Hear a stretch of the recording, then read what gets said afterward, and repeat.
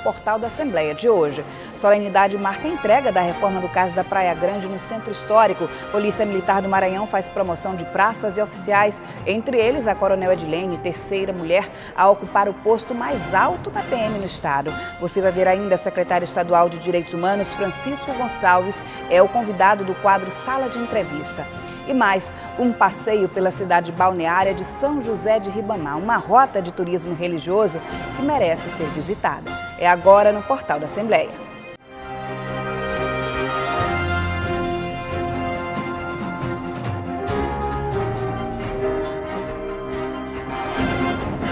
Foi entregue hoje, após 5 meses em reforma, as obras de revitalização do Cais da Praia Grande no Centro Histórico. Construído devido ao crescimento do comércio no século XVIII, o porto faz parte da história da cidade.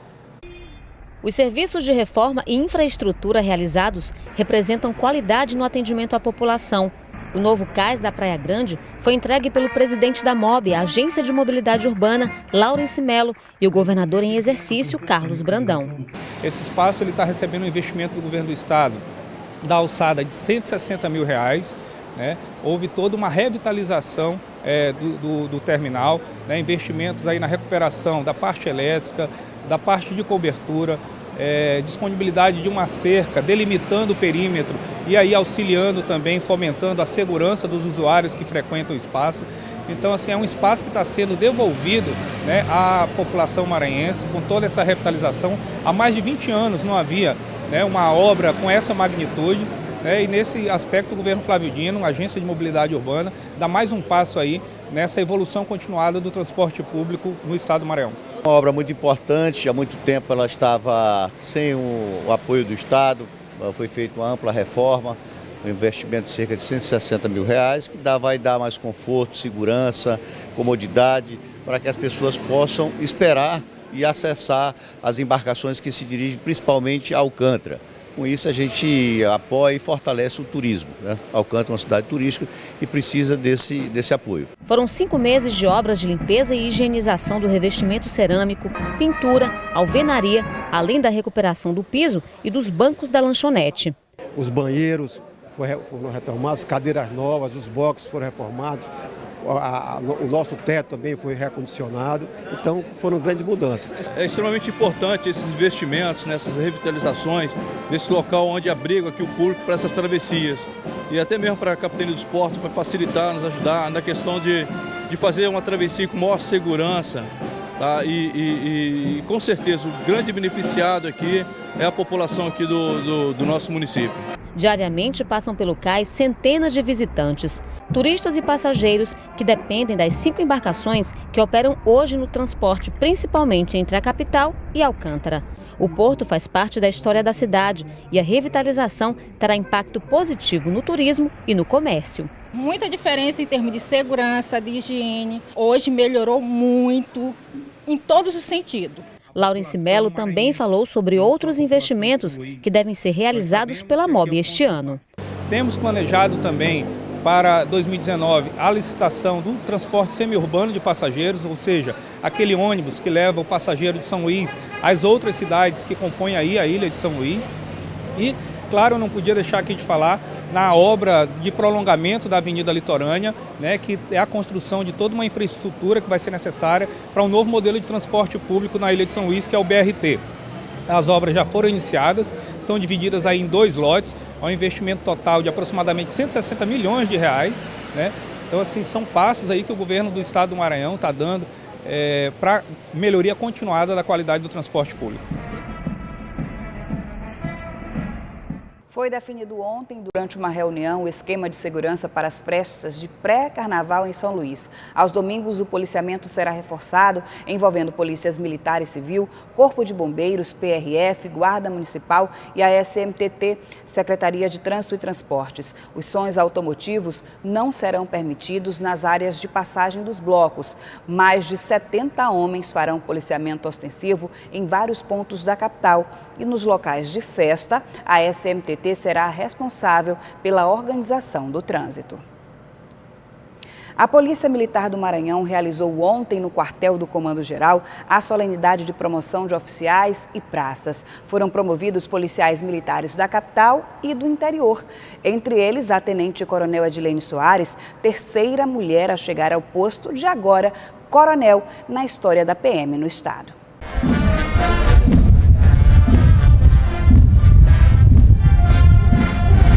A solenidade contemplou policiais da capital e do interior e foi acompanhada pelo governador em exercício Carlos Brandão, que destacou os investimentos na segurança pública do estado. Conseguimos tirar São Luís das 50 cidades mais violentas do mundo. Conseguimos reduzir em cerca de 60% o número de homicídios da capital e em cerca de 30% o número de homicídios do interior. Isso graças aos investimentos que foram feitos tanto na Polícia Civil como na Polícia Militar.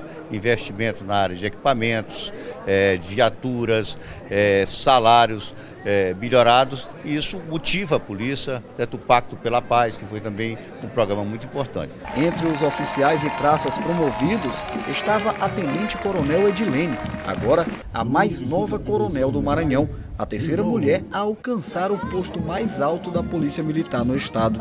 Significa um coroamento na profissão. Eu já estou há 32 anos na Polícia Militar, fui soldado, no ano seguinte sargento e depois no ano seguinte oficial.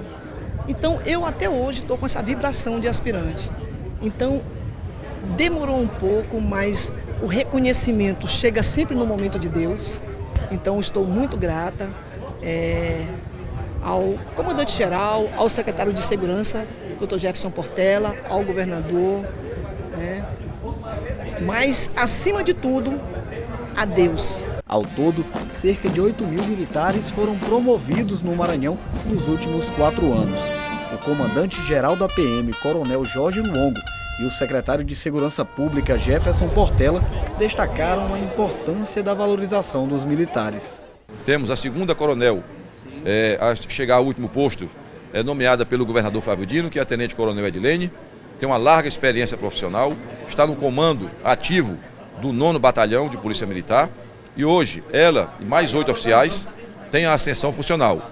E 299 praças também são promovidos na tarde de hoje. Hoje nós estamos promovendo 299 praças e mais 8 oficiais, dentre eles uma coronel, a Coronel Edilene, que com muito trabalho conquistou com mérito essa promoção, e juntamente com os outros que estão aqui nós comemoraremos ao final de 2018, essas promoções que já somam 7.978 promoções ao longo de 4 anos. Isso é valorização, é respeito por parte do governo do estado com a instituição e com o profissional de segurança que tanto merece.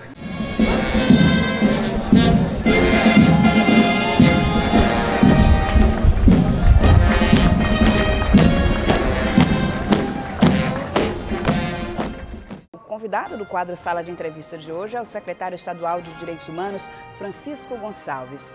O portal volta já.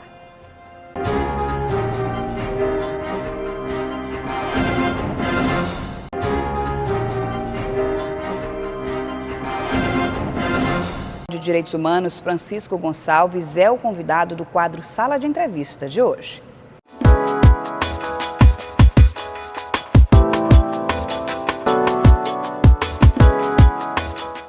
Olá, seja bem-vindo ao Sala de Entrevista, e o nosso assunto de hoje é direitos humanos. Um assunto tão falado ultimamente, mas às vezes não discutido com profundidade, o que leva a entendimentos que não refletem a realidade. A gente vai aproveitar também o momento para traçar uma espécie de resumo na pasta de Direitos Humanos e Participação Popular aqui no estado do Maranhão. E para isso a gente recebe o secretário Francisco Gonçalves. Seja bem-vindo, secretário. Obrigado.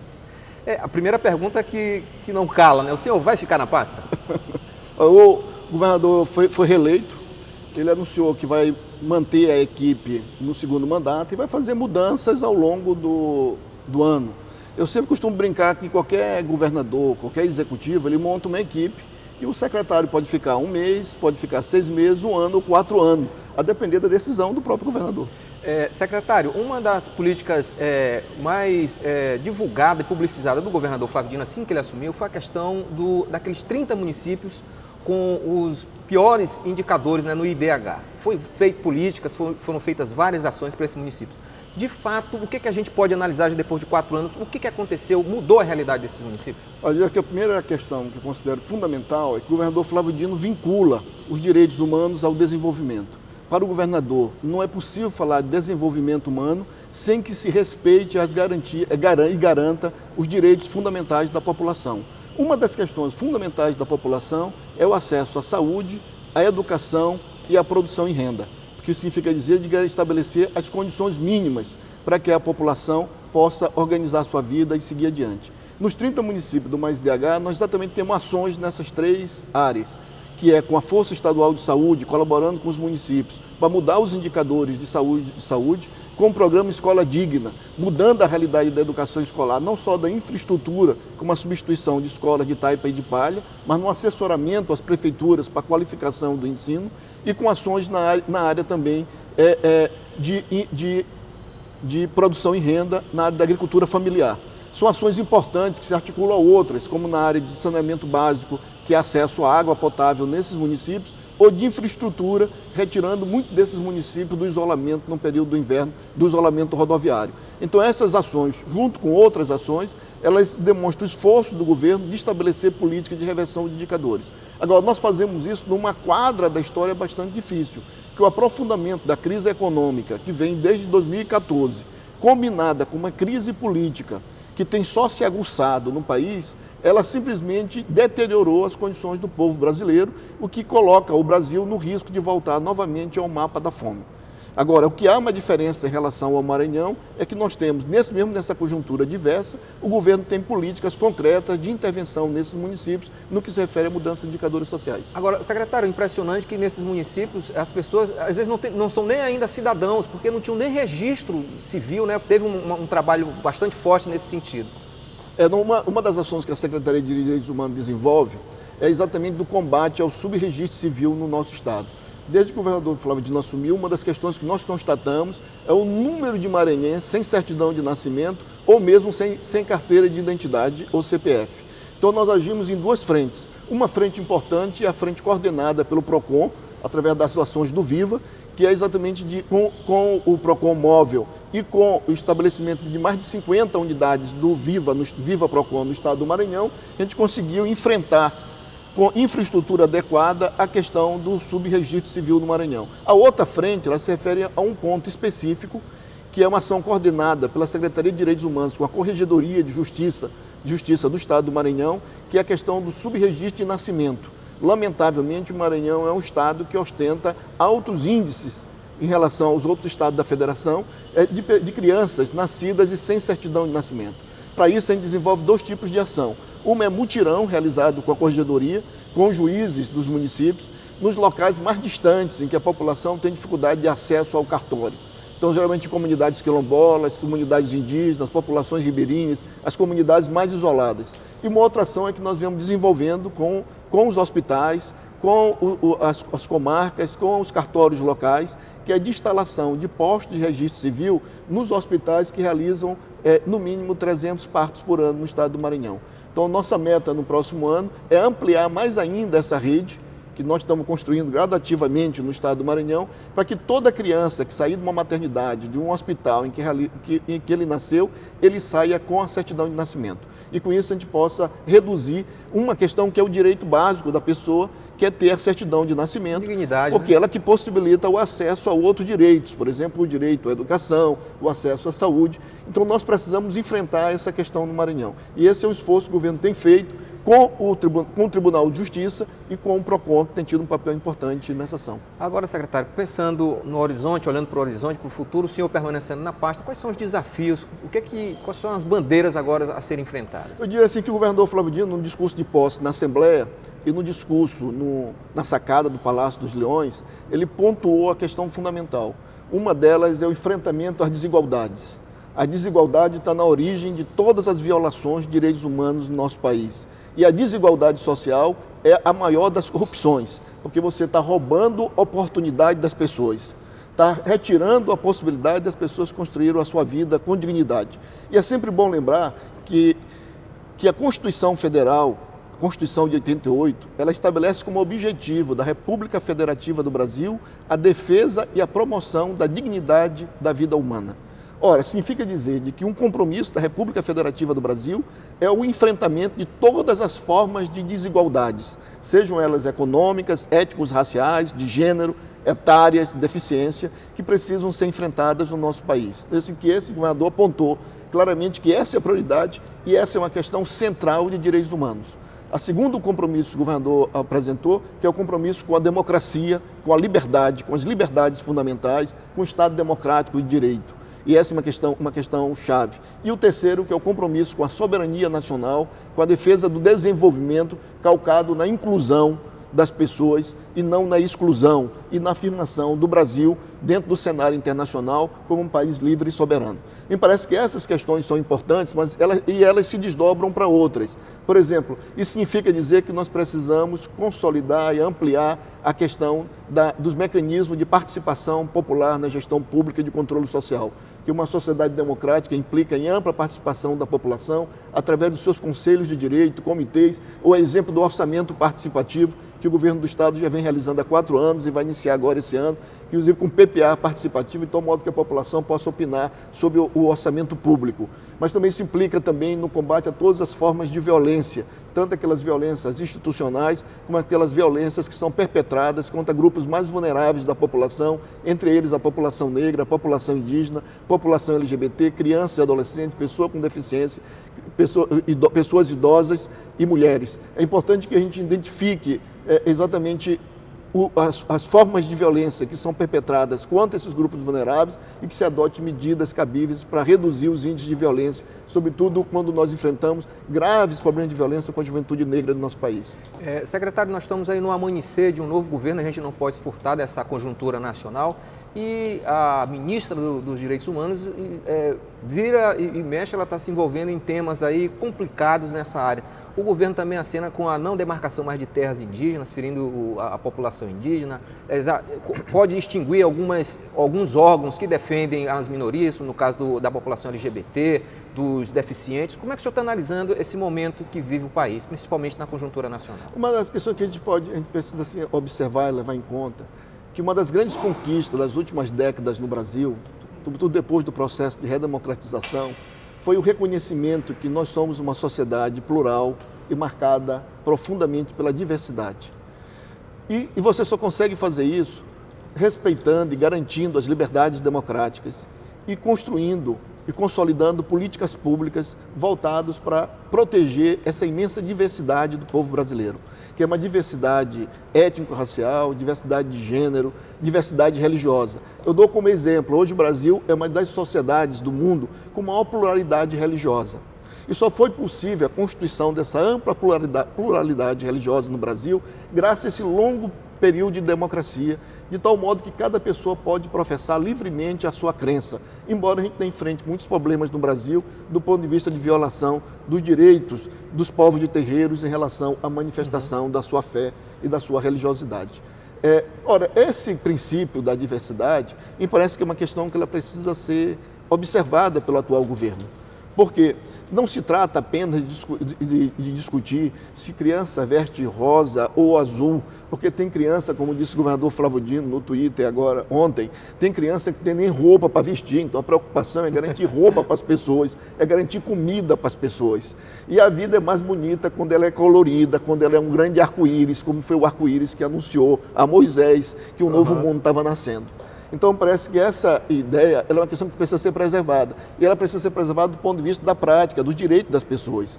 Então, nesse momento, há uma preocupação grave no que se refere aos direitos da população indígena, à demarcação e à proteção territorial dos povos indígenas no Brasil. A proteção territorial ela é importante por 2 razões. Primeiro, porque ela resguarda os direitos dos povos originários do Brasil. E a segunda questão é que ela preserva áreas importantes do ecossistema brasileiro, fundamental para se garantir qualidade de vida e se garantir o futuro da humanidade. Nós temos que observar que, como disse o Papa Francisco, a terra é a nossa casa comum. E nós precisamos cuidar dessa casa. E para cuidar dessa casa, nós temos que cuidar das florestas, dos rios e dos mares, para que nós possamos proteger a vida humana no planeta. E nesse sentido, os territórios indígenas cumprem esse duplo papel de proteção de um povo e de proteção de um bem comum da humanidade. O segundo elemento é dos povos quilombolas. Os povos quilombolas, a Constituição estabelece o direito dos povos quilombolas ao seu território. Se trata de uma reparação que os constituintes definiram em relação a nosso passado escravocrata e colonial, que ainda hoje marca profundamente a sociedade brasileira. Então se trata de estabelecer formas sociais de reparação aos africanos, os descendentes dos africanos, das africanas, que foram raptados nos seus países e submetidos à escravidão no Brasil colonial e imperial. O tema é vasto, é amplo, é boa a discussão, mas infelizmente chegamos ao nosso tempo encerrou. Queria agradecer a sua presença, secretário, e desejo boa sorte nesses próximos 4 anos, se assim o senhor ficar junto com o governador Flávio Dino. Eu queria agradecer, acho que esse é um debate importante nesse momento no Brasil, discutir direitos humanos, discutir a dignidade da vida humana e, sobretudo, discutir como é que um cuida do outro para que a vida seja melhor para todos, é um grande desafio no nosso país.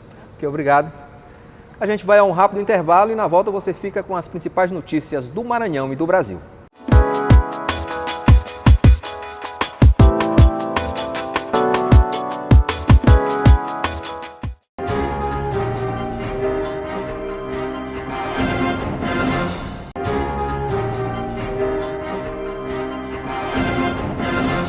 A edição de 2019 do projeto Mais Cultura e Turismo de Férias terá, a partir de hoje, atrações para maranhenses e turistas, com apresentações de artistas da terra. Na Praça Nauro Machado, no Centro Histórico, a programação de hoje começa às 7 da noite e conta com a Caravana Laborarte, Cacuriá de Dona Teté e os shows das cantoras Camila Reis e Rosa Reis. Já amanhã, sábado, a programação no Pôr do Sol, no Forte de Santo Antônio, no Espigão, ficará por conta do grupo instrumental Tanagará. E ainda no sábado, na Praça Lagoa da Jansen, tem programação para a criançada a partir das 5 da tarde. O Ministério do Desenvolvimento Social divulgou o calendário 2019 com as datas de saque do Bolsa Família. Para saber o dia em que o valor será acreditado, a família cadastrada no programa deve consultar o último dígito no número de identificação social impresso no cartão magnético vinculado à conta bancária do titular. Mais detalhes com o repórter Joelson Braga. Boa tarde, Joelson. Olá, boa tarde a você, boa tarde a todos que nos assistem. Isso mesmo, agora para saber a data exata do dia do saque, é preciso olhar o último dígito no número de identificação social UNIS que está impresso no cartão Bolsa Família. O Ministério do Desenvolvimento Social já divulgou o calendário de pagamento de todo o ano de 2019. O pagamento é feito de forma escalonada. Tem início nos últimos 10 dias úteis de cada mês. Agora vamos a um exemplo prático. Quem tem o cartão com o último dígito 1 irá receber no primeiro dia de pagamento, que é no dia 18. Quem tem o número 2 irá receber no segundo dia de pagamento e assim por diante. Só para se ter uma ideia, em dezembro do ano passado, mais de 14 milhões de famílias foram beneficiadas com um total de quase 3 bilhões de reais. O Bolsa Família é o maior programa de distribuição de renda do mundo. Portanto, não perca o prazo, fique atento. Joelson Braga, para o Portal da Assembleia. Equilibrar o orçamento familiar no começo do ano com tantos gastos é uma tarefa ainda mais difícil quando se tem uma lista de material escolar extensa. Pensando nisso, o PROCON deu início a um levantamento de preços de centenas de itens que constam nas listas das escolas, em mais de 50 estabelecimentos do estado. Quem tem filho em idade escolar sabe que começo de ano é sinônimo de gastos extras. Livros, cadernos, lápis, mochila e a conta no final do mês só deve aumentar. Este economista que o diga. Tem um neto de 7 anos que estuda em uma escola particular e só com os livros diz que já gastou mais de R$ 1.300. Equilibrar o orçamento é difícil. Tem muita coisa que a escola está pedindo. E os preços? Os preços são um pouquinho salgados, né? Elevados. O que se vai fazer? A realidade é essa. O movimento nas livrarias ainda está começando a aquecer e muitos consumidores estão dedicando um bom tempo com as pesquisas de preço. A expectativa é boa, até o dia 15 que começa a aquecer mais, porque o pessoal está voltando agora, né, do período de recesso de fim de ano e nós estamos aguardando, a expectativa é boa.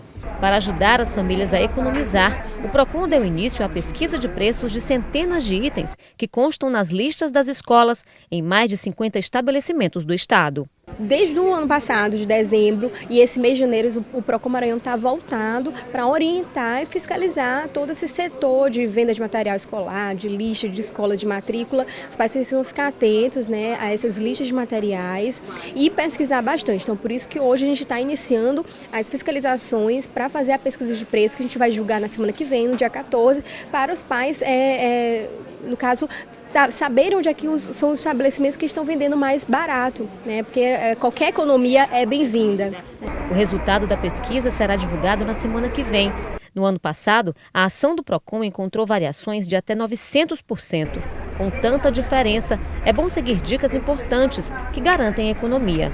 Compre somente o necessário. Reaproveite todo o material que for possível do ano passado. Pesquise, sempre compare os preços. Se for pagar à vista, negocie, peça desconto. E fique atento ao que foi solicitado na lista da escola, que não pode exigir itens de uso coletivo, como de higiene e de limpeza. A questão do uso do material de uso coletivo não pode estar contida na lista, então a gente inclusive até faz essa lista exemplificativa na nossa portaria, papel higiênico, a gente sem qualquer justificativa pedagógica, os itens precisam também estar em quantidades limitadas, é importante que o pai esteja atento. Hoje em dia há alguns abusos ainda que acontecem, então por isso os pais precisam estar atentos e ao menor sinal de dúvida, né, de qualquer abusividade, procurar o PROCON imediatamente para que a gente possa orientá-los e notificar a escola. O Portal da Assembleia termina aqui. Para rever a entrevista e as reportagens de hoje, acesse o site al.ma.leg.br/tv. Uma boa tarde, um ótimo fim de semana para você. Fique agora com Eli Coelho e o Portal Cultural, que faz um passeio por São José de Ribamar, cidade balneária consagrada como uma das rotas mais importantes do turismo religioso do Norte e Nordeste.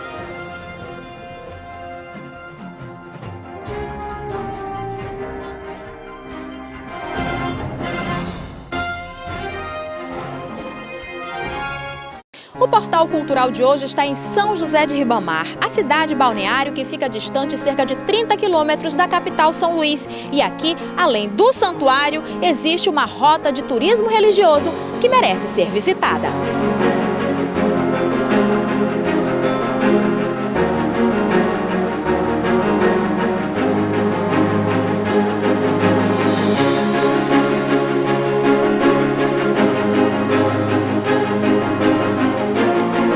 Nossa primeira parada é no Santuário de São José de Ribamar.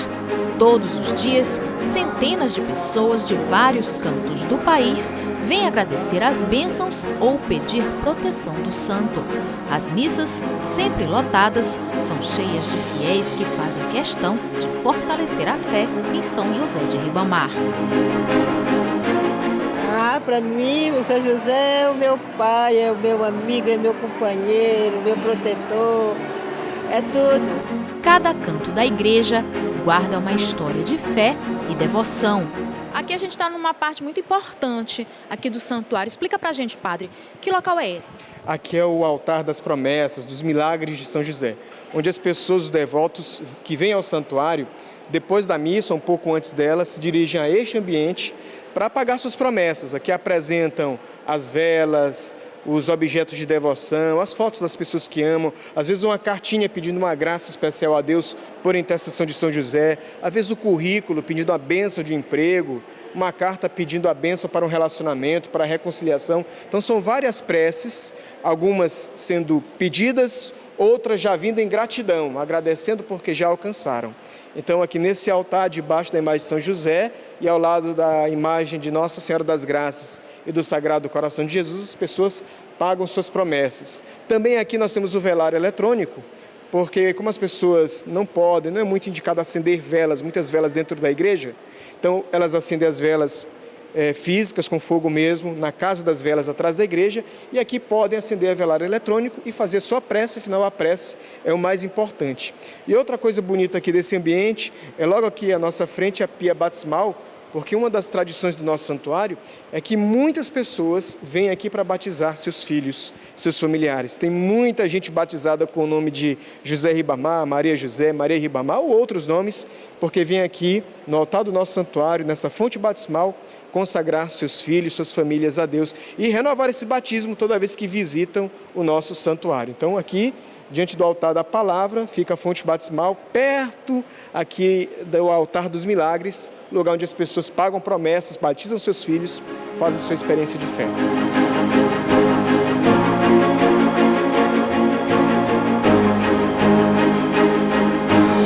O altar principal também é um local bastante importante, bastante visitado aqui, padre. O que acontece nesse ambiente aqui do santuário? Esse aqui é o altar principal, é o altar da Eucaristia, onde é presidida a celebração da Santa Missa. Aqui, onde o pão e vinho são consagrados em corpo e sangue de Cristo. E também nesse ambiente, aqui onde o padre celebra a missa, prega a palavra, auxiliar dos ministros, nós temos aqui ao fundo também a imagem principal de São José de Ribamar, o padroeiro do Maranhão. Essa é a imagem original, dela se fizeram as réplicas e a ela muitas pessoas se dirigem, vindo pedir a bênção, a graça e a proteção. E sempre nos domingos e festas, também nas missas da saúde, a gente se volta para ela, para cantar a bênção, pedindo a Deus por José, graça, paz e proteção. Nesse período de férias, o santuário é bastante visitado, mas também no período do festejo do próprio santo, aqui muita gente vem agradecer e vem fazer seus pedidos aqui para o São José de Ribamar, né, padre? É verdade, diz que aqui em Ribamar, nessa cidade, tem festa todo santo dia e todo dia santo. Não por acaso, o nosso santuário tem 4 festas ao longo do ano. Em março, dia 19, que é o dia que a Igreja Universal celebra São José, de 10 a 19 de março. Em maio, 1º de maio, é dia do trabalhador, é dia de São José Operário. Em dezembro, logo coladinho com o Natal, a festa da Sagrada Família, Jesus, Maria e José. E a grande festa tradicional da cidade, setembro, que este ano vai ser o mês inteiro, é a festa de São José de Ribamar, o padroeiro do Maranhão. Muitas oportunidades para os fiéis virem agradecer e principalmente conhecer a cidade. As pessoas gostam muito de visitar o santuário nas férias, os domingos também tem sempre gente de todo lugar do Maranhão e do Brasil. E claro, nos festejos, especialmente em setembro, aí a proporção é muito maior de pessoas, romeiros, que vêm de manhã, de tarde, de noite, nas romarias, nas celebrações, bênção de veículos, batizados, etc., que vêm aqui com grande afluxo celebrar o Deus e a devoção a São José.